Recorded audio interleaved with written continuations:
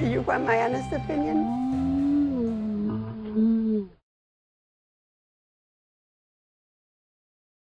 The Bear on the Bulls is on the air this time via Skype. And if you don't know who the Bear on the Bulls is, she may be arguably the #1 Chicago Bulls fan in the entire country. And we're going to get her views on Derrick Rose, the recently completed New Jersey series, as well as Miami Game 1.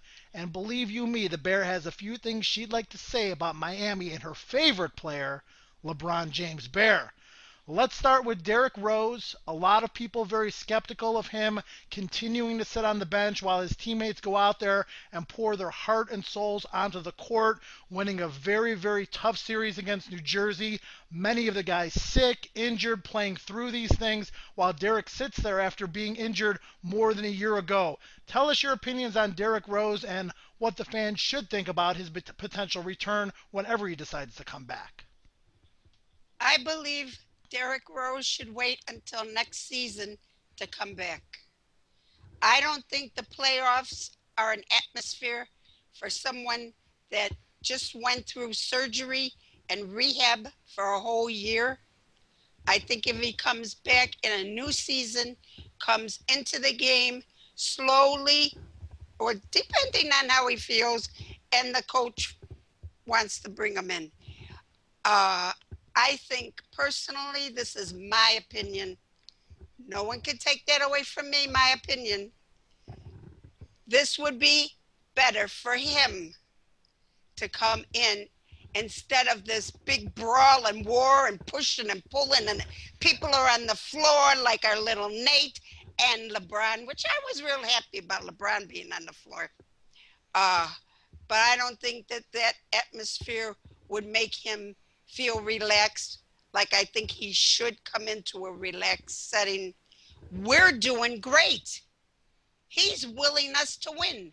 What do you feel, Bear, about all the Bulls fans that are out there saying that Derrick Rose is making $18 million a year? He should be out there with his teammates. What do you have to say to those people, Bear?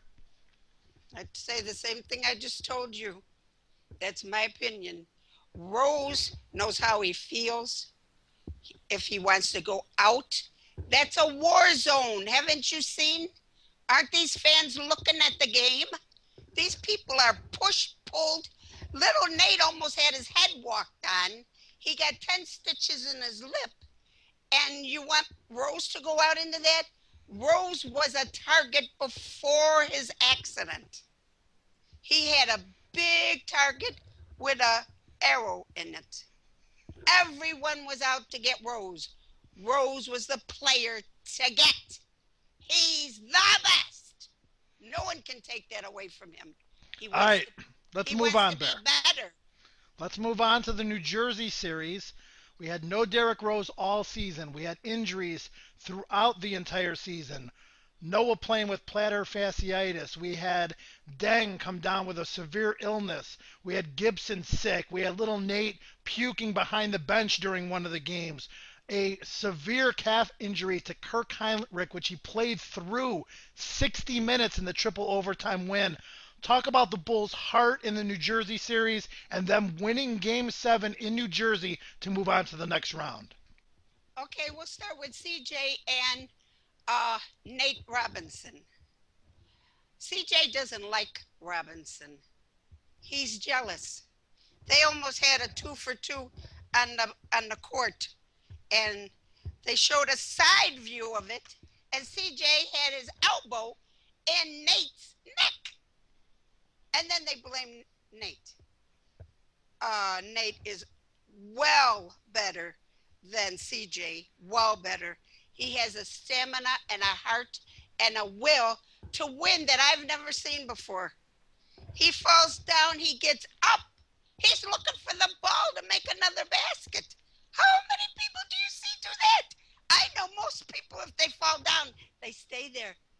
And then they don't go back and play again, especially when he got his mouth cut on Sunday with the LeBron bunch. Well, we all know you're a big Nate Robinson fan. Talk a little bit about Joakim Noah and his leadership in Derrick Rose's absence, Bear. Joakim has taken upon himself to be the leader. Dang was the leader for a while.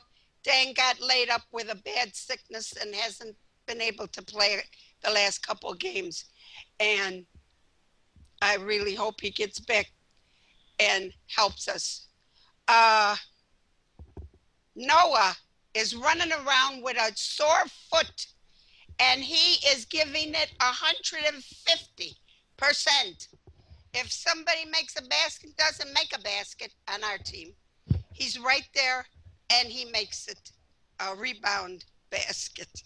And he is just the epitome of a leader and encouragement to his teammates, and every one of them is such an individual, and they all respect, love, and play the game for each other, not for themselves, but for each other. How much more can you ask? Let's go to the subject of your well-documented least favorite team.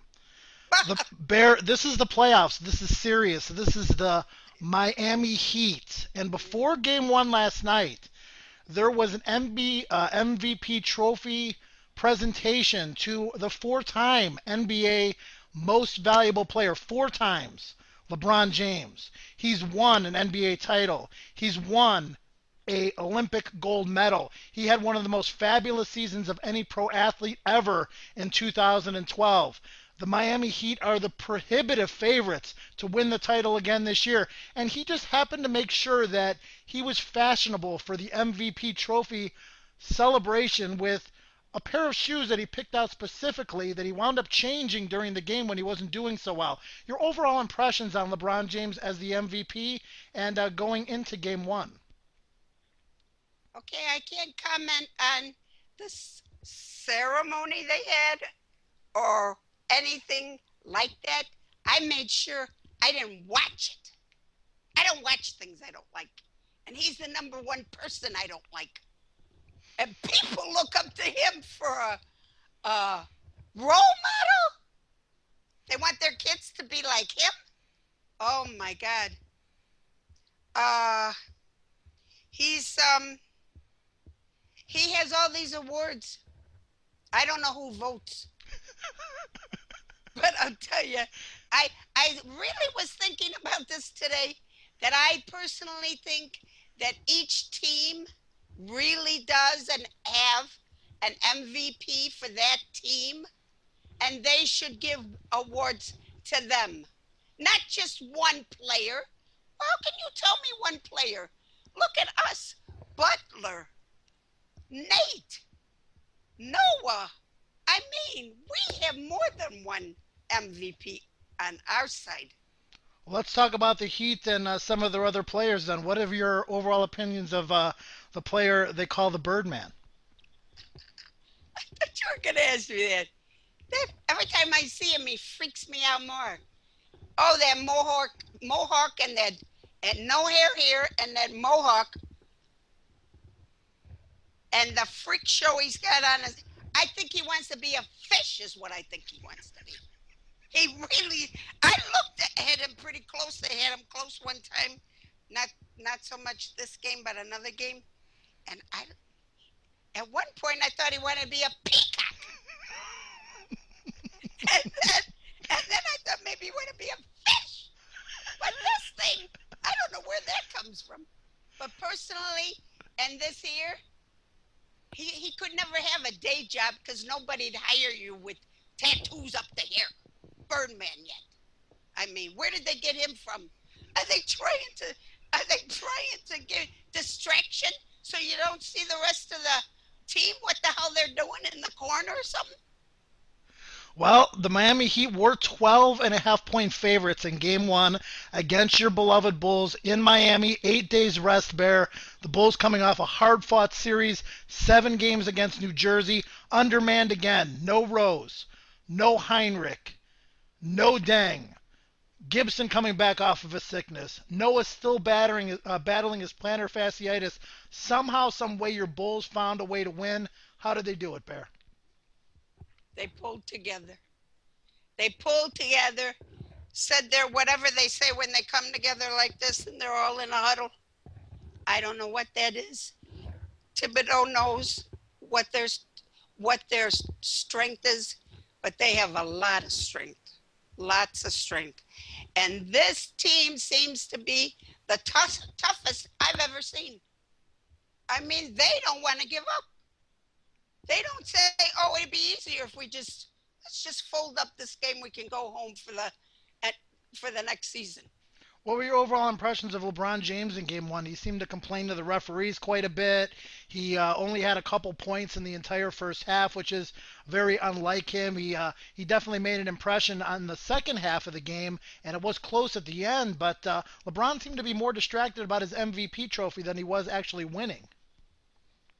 I don't know what he was distracted by. He made a basket, I know, that he was. Oh, we didn't have any of those theatrics this time with Wade and him and like they were in a circus in front of kids or something. That's how you play basketball? Not in my adult world, you don't. They think everything is funny. Oh, at one time, Dirk Nowitzki was playing against them, and they made fun out of him because he was sick and he had the sniffles. You know who makes fun out of people like that? 5-year-olds. Time out, Bear. So, LeBron in the final game at the United Center of that long streak when it was ended at 27 games and the Bulls won was complaining a lot about the Bulls being too physical with him and too many hard fouls and LeBron being on the ground and complaining to the referees. What do you have to say about that? Didn't he have one of those fouls changed from a regular foul to a flagrant? Oh, I think he's running the NBA. He talked to another ref in another game I watched, and he didn't like what the ref said, so he was talking loud, and the ref gave him a technical, and he says, "Oh, I was just talking to myself," and he got out of it. I don't think anybody else could say that. Well, what do you think about Taj Gibson's hard fouls and Heinrich's hard foul and Butler's hard foul and LeBron on the ground? LeBron doesn't like that very much, Bear. Why? Everybody else? He does it to everybody else. Oh, it's okay when a guy's up in the air trying to make a basket and he pushes that ball away, and in the process he hits this guy, and this guy goes like this, boom, right on the floor. I mean, within 1 second, boom. And you know what? He just stands there. The poor guy could be dead. You neglected to mention him landing on little Nate, resulting in 10 stitches yesterday. Yeah, I guess they were trying to get the ball. I don't know, but can you imagine that big LeBron being on small little Nate? He could have crushed the kid. He could have smashed him like a sardine. Well, the Bulls won Game 1 somehow, Bear. Wednesday night, Game 2 in Miami. We have wrestled home court advantage away from the Miami Heat. The Heat are going to come out with a vengeance on Wednesday to try to tie this series. Do you have any predictions for Game 2?